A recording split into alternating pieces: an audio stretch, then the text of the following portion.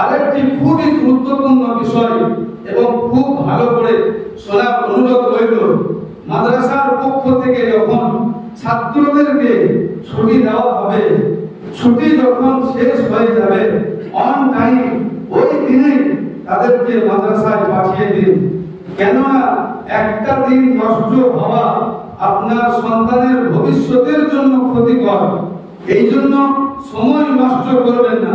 কথায় আছে আল ওয়াক্তু আসমানু মিনাজ যাহাব, অর্থাৎ সময় সোনার থেকেও বেশি দামি। বিশেষ করে ছাত্রদের নিজের ভাই বোনের ছাড়া অন্য কারো শাদী বিবাহতে মোটেই ছুটি নেবেন না বা ডাকবেন না। আলহামদুলিল্লাহ আলহামদুলিল্লাহ রাব্বিল আলামিন والصلاة والسلام على رسوله الكريم أما بعد।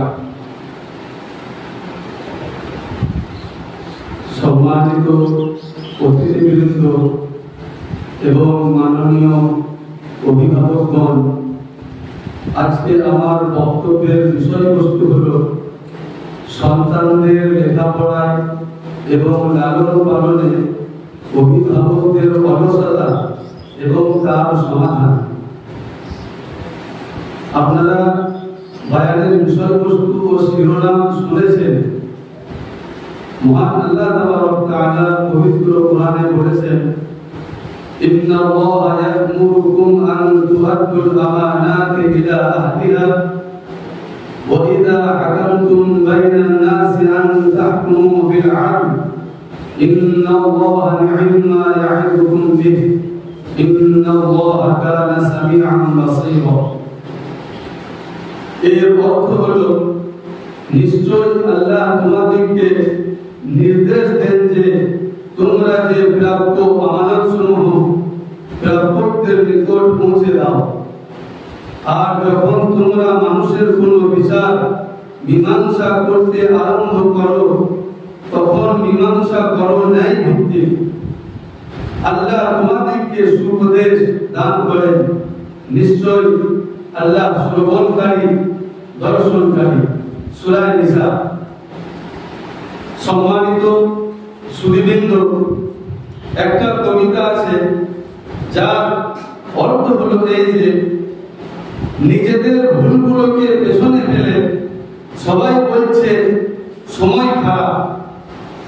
আজকের যুগের তরুণদের বিপদগামী স্বভাব স্পষ্ট।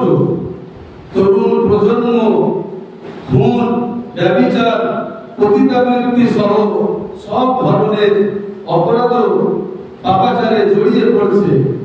সাধারণত পরিবার বা মা বাবা তাদের খারাপ আচরণের জন্য সোসাইটি এবং সমাজকে দায়ী করে। কিন্তু দেখার বিষয় হলো, সমাজ নিজেই কিছুই নয়, আমরাই সমাজ তৈরি করি এবং প্রত্যেককে এতে কোনো না কোনো ভাবে সমস্যা ও মন্দ সৃষ্টি করি। আমরা স্বীকার করি যে আজকের যুব সমাজ বিপদগামী এবং তাদের মধ্যে অগণিত দোষ রয়েছে। কিন্তু প্রশ্ন হলো, এর জন্য দায়ী কে এবং তাদের বিপদগামী আচরণের ভিত্তি কোথায়? আমাদের সকলের উচিত এই সমস্ত বিষয়ে চিন্তা করা। আমার বক্তব্যে বা নিবন্ধে আমি এর কারণ এবং এর সমাধান নিয়েও আলোচনা করেছি। তবে যেহেতু সময় খুব কম, তাই আমি আপনাদের সাথে কয়েকটি জিনিস শেয়ার বা আলোচনা করতে চাই। আজকের এই প্রলোভনের যুগে বা ফিতনার যুগে কেউ যদি মনে করেন দেশ ও জাতির উন্নয়ন তরুণ প্রজন্মের উপর নির্ভর করে, তাহলে মহাপ্রার্থী। ব্যাপারটা মোটেও তা নয়। আমাদের প্রবীণ ও বুজুর্গ এবং বিশেষ করে অভিভাবকরা দেশ, জাতি ও পরিবারের উন্নয়নের ভার তরুণদের কাঁধে চাপিয়ে তাদের দায়িত্ব এড়াতে পারেন না। যে কোনো দেশ বা জাতির উন্নতি ও উত্থান নির্ভর করে সমাজের প্রতিটি ব্যক্তির উপর। শুধু তরুণ প্রজন্ম বা শুধু আমাদের বাচ্চাদের উপর নয়, ইসলাম ধর্মে শিশুদের অধিকার হচ্ছে সংক্ষেপে সন্তানদের জন্য একজন ভালো মা নির্বাচন করা, মাতৃগর্ভে শিশুকে রক্ষা করা এবং বাঁচিয়ে রাখা, জন্মের পর শিশুর অধিকারের ব্যবস্থাপনা করা এবং তার ইসলামী শিক্ষা ও প্রশিক্ষণের ব্যবস্থা করা।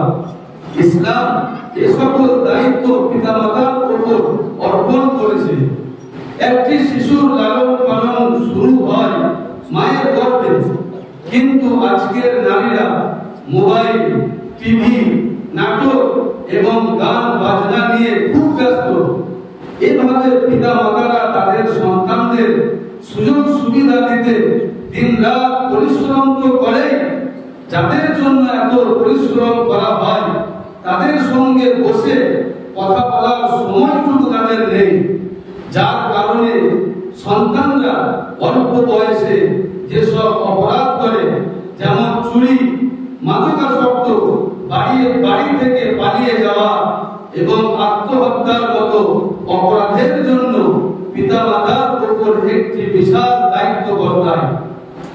এখনকার অভিভাবকরা তাদের সন্তানদের কথা শোনা ও বোঝা বন্ধ করে দিয়েছেন। একটি 2 বছর বয়সী শিশুকে স্কুলে ভর্তি করার জন্য মহিলা এবং মায়েরা মরিয়া হয়ে ওঠে, যাতে শিশুটি যতটা সম্ভব বাইরে থাকতে পারে এবং শান্তিতে তারা তাদের সোশ্যাল মিডিয়া উপভোগ করতে পারে। সম্মানিত শ্রোতাগণ, সমাজের এই পরিস্থিতিতে পিতামাতার ভূমিকা কেবল এটাই রয়ে গেছে যে তাদের সন্তানদের সকালে ঘুম থেকে জাগানো, তাদেরকে নাস্তা দেওয়া, তারপর তাদের মাদ্রাসায় পাঠানো, তাদের স্কুলে বা টিউশনে পাঠানো এবং ভবিষ্যতে যখন এই শিশুটি শিক্ষিত হয়ে কোনো জব করবে বা কোনো কাজ শুরু করবে তখন তাদের বিয়ে দিয়ে দেওয়া। পিতামাতা দুজনেরই সময় নেই বলা কোনটা সঠিক আর কোনটা ভুল, তাদের সমস্যা শোনা এবং সমাধান করা। তাই পিতামাতা এবং সন্তান একে অপরের থেকে দূরে সরে যাচ্ছে। সন্তান তাদের পিতামাতার সাথে কথা বলতে অক্ষম হয়ে পড়ে এবং তাদের সমস্যাগুলি নিজেরাই সমাধান করার চেষ্টা করে, যা প্রায়শই তাদের ভুল পথে নিয়ে যায়। আর সময়ের অভাব এবং সন্তানদের সাথে বন্ধুত্বপূর্ণ সম্পর্কের অভাবই সমস্যার একমাত্র সমাধান নয়। সন্তানরা তাদের পিতামাতাকে লজ্জা এবং ভয় বোধ করে। যদি তারা তাদের অভিভাবকদের বিষয়টি জানায় এবং অভিভাবকরা তাদের কথা পূর্ণ মনোযোগ দিয়ে শুনে তাদের সাথে কথা বলে সমস্যার সমাধান করে। সম্পূর্ণ স্বাধীনতা না হলেও সন্তানদের কিছুটা স্বাধীনতা দিতে হবে এবং তাদের অন্তরেও পিতামাতাদেরও ভয় বা লজ্জা থাকতে হবে, তবে যতটা প্রয়োজন ততটুকুই। অযৌক্তিক ভয় এবং নিপীড়ন আজকাল সন্তানদের তাদের পিতামাতা থেকে বিচ্ছিন্ন করার ক্ষেত্রে একটি বড় ভূমিকা পালন করছে। অভিভাবকদের বসতে হবে এবং কথা বলতে হবে। তাদের সন্তানদের শিক্ষা ও প্রশিক্ষণের জন্য পরিকল্পনার প্রয়োজন রয়েছে। পিতা যদি কঠোর হন তবে মায়ের উচিত সন্তানদের বন্ধু হওয়ার চেষ্টা করা। মা যদি কঠোর হন তাহলে বাবাকে সন্তানদের কাছাকাছি আসতে হবে।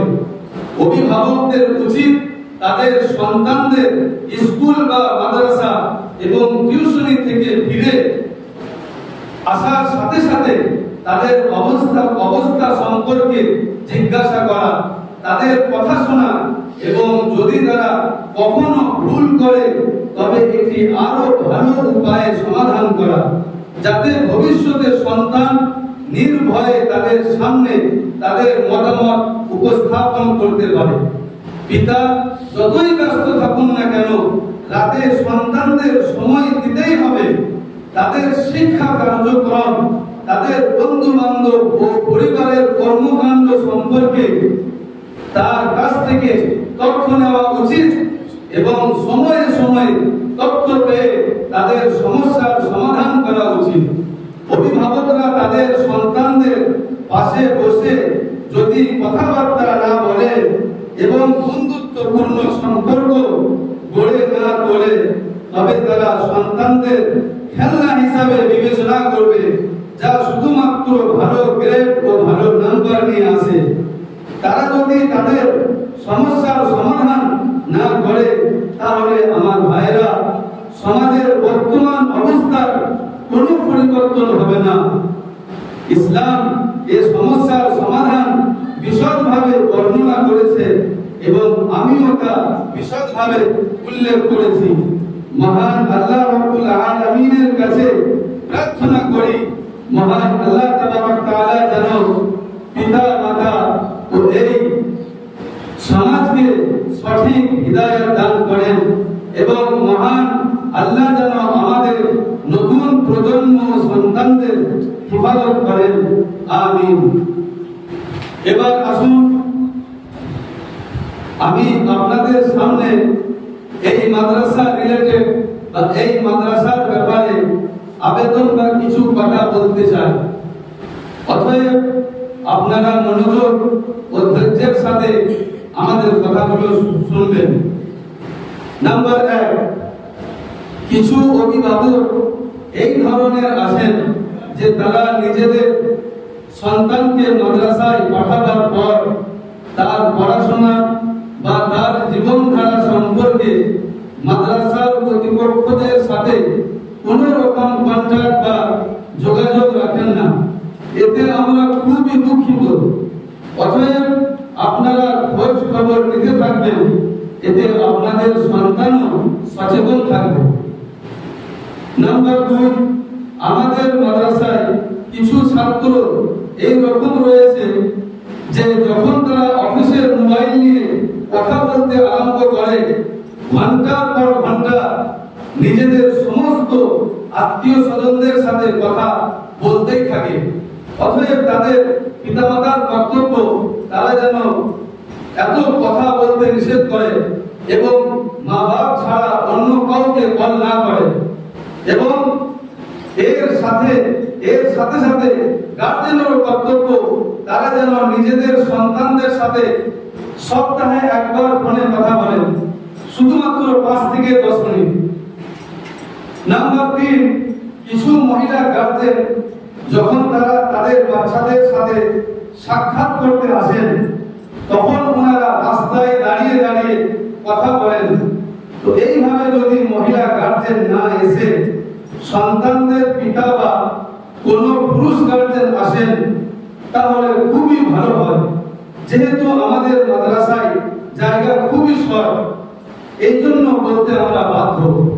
এবং আপনারা দোয়া করুন যে আমাদের যখন মাদ্রাসা ঝিঙ্গুড়িতে হয়ে যাবে, ইনশাআল্লাহ ওখানে আমরা মহিলা মেহমানখানা এবং পুরুষ মেহমানখানা অবশ্যই তৈরি করব এবং এই বিষয়টা আমরা মাথায় রাখবো। নাম্বার 4 হলো, প্রত্যেক গার্জেনদের কাছে আবেদন করব যে তারা যেন নিজেদের সন্তানদেরকে কিছু না কিছু ফিস দিয়ে পড়াশোনা করায়। এতে সন্তানদেরই ইলমে বরকত হবে। এবং এর সাথে সাথে আরেকটা কথা বলি, যে সমস্ত ছাত্রদের মান্থলি ফিস বা মাইনে চালু আছে, তাদের গার্জেনদের কাছে আবেদন করব তারা যেন প্রত্যেক মাসের 5 তারিখের মধ্যে ফিস যেন পেমেন্ট করে দেয়।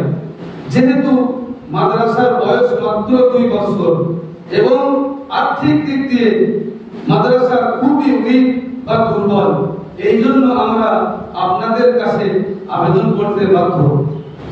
নাম্বার 5, গার্জেনদের কাছে আবেদন করব যখন তারা মাদ্রাসার কর্তৃপক্ষদের সাথে ফোনে কথা বলবেন, তখন টাইমটা একটু মেইনটেইন করে কথা বলবেন। ক্লাসের টাইমে বা আরাম করার টাইমে কল করা থেকে বিরত থাকবেন এবং পড়াশোনা ব্যাপারে ও ইমার্জেন্সি ছাড়া কর্তৃপক্ষদের সাথে কল করবেন না। নাম্বার 6, গার্জেন যখন সন্তানদের সাথে সাক্ষাৎ করতে আসবেন, তখন ছাত্রদের রুমে বেশি সময় না কাটাবার চেষ্টা করবেন। এর হিকমত হলো এই যে রুমে বহু ধরনের ছাত্র আছে, কে কোন সময় মজাক ঠাট্টা করবে বলা যাবে না, যেটা আপনাকে খারাপ লাগতে পারে। অতএব এটার উপর আমল করার চেষ্টা করবেন এবং মাদ্রাসায় কম আসার চেষ্টা করবেন। খুব বেশি হলে মাসে 1 থেকে 2 বার। গার্জেন ঘন ঘন আসলে তাদের সন্তানদের মন খারাপ করে এবং তাদের পড়াশোনায় আফেক্ট বা প্রভাব পড়ে এবং পড়া বা ক্লাসের টাইমে ইমার্জেন্সি ছাড়া আসবেন না, শুধুমাত্র ছুটির দিনেই আসার চেষ্টা করবেন। নাম্বার 7, আরেকটি খুবই গুরুত্বপূর্ণ বিষয় এবং খুব ভালো করে শোনার অনুরোধ রইল, মাদ্রাসার পক্ষ থেকে যখন ছাত্রদেরকে ছুটি দেওয়া হবে, ছুটি যখন শেষ হয়ে যাবে অন টাইম ওই দিনেই তাদেরকে মাদ্রাসায় পাঠিয়ে দিন। কেননা একটা দিন নষ্ট হওয়া আপনার সন্তানের ভবিষ্যতের জন্য ক্ষতিকর। এই জন্য সময় নষ্ট করবেন না। কথায় আছে আল ওয়াক্তু আসমান মিনাজ যাহাব, অর্থাৎ সময় সোনার থেকেও বেশি দামি। বিশেষ করে ছাত্রদের নিজের ভাই বোনের ছাড়া অন্য কারো শাদী বিবাহতে মোটেই ছুটি নেবেন না বা ডাকবেন না। এর মাঝে একটি কথা বলে দিই, যখন আমার ছোট বোনের বিয়ে হয় তখন আমি এবং কারি সাহেব দুজনেই আমরা ইউপিতে পড়াশোনা করেছি, কিন্তু আমার ছোট বোনের বিয়ে হয়ে গেল, কিন্তু আমরা 2 ভাই ওই বাড়িতে আমরা উপস্থিত ছিলাম না। আমরা ওই বিয়েতে আসতে পারিনি এবং আমাদেরকে আসতে বলাও হয়নি, কিন্তু আমাদেরকে ছুটিও দিতেন না ওখানে। নিজের ভাই বোন ছাড়া আপনারা মোটেও আপনাদের সন্তানদেরকে ডাকবেন না। যদি আপনার সন্তানের যদি বিয়ে বা শাদী হয় তবে আপনারা আপনাদের সন্তানদেরকে ডাকার চেষ্টা করবেন, তাছাড়া নয়। নাম্বার 8, ছুটির সময় যদি আমরা ছাত্রদের হাতে মাদ্রাসার বিল দিয়ে থাকি তো আপনারা একটু মেহেরবানি করে আপনাদের সন্তানদের সাথে সাথ দিয়ে আল্লাহর জন্য মাদ্রাসার খাতিরে কালেকশন করে দেবেন এবং কিছু গার্জেন করে দেন এবং পুরো বছর করতে থাকেন। এর জন্য আমরা খুবই কৃতজ্ঞ এবং তাদেরকে ধন্যবাদ জানাই। নাম্বার 9, অবশেষে আমি আপনাদেরকে একটা কথা বলতে চাই, যদি আপনারা আমার ভাষার দ্বারাই কোনো ধরনের কষ্ট পেয়ে থাকেন এর জন্য আমি ক্ষমা প্রার্থী। এছাড়াও আমরা খুবই সংক্ষেপে কথা রেখেছি, বিস্তারিত ভাবে বলা হয়নি। যদি কোনো ধরনের প্রশ্ন থাকে আমাদের সামনে রাখবেন, আমরা তার ব্যাখ্যা অবশ্যই দেব ইনশাআল্লাহ। আর আপনারা শেষ পর্যন্ত আমাদের সাথে থেকে প্রোগ্রামকে সাফল্যমণ্ডিত করেছেন, তার জন্য আমরা আপনাদের ধন্যবাদ জানাই এবং এর সাথে সাথে আপনাদেরকে এটা জানাই যে আজকের এই প্রোগ্রাম খুবই গুরুত্ব রাখে, এই জন্য যে এই প্রোগ্রামে আজকে কিছু ছেলে নুরানি কায়দা শেষ করেছে, তারা নাজরা শুরু করবে এবং কিছু ছেলে নাজরা খতম করেছে, তারা হিফজ আরম্ভ করবে। এই জন্য এই মজলিস খুবই গুরুত্ব রাখে, এই মজলিসের খুবই আহমিয়ত রয়েছে। তা আপনারা সকলে যেভাবে প্রথম দিকে সাথ দিয়েছেন শেষ পর্যন্ত আশা করি আপনারা সাথ দিবেন। এই বলে আমি আমার বক্তব্য সমাপ্ত করলাম। ওয়া আখিরু দাওয়ানা আলহামদুলিল্লাহি রাব্বিল আলামিন। এরপরে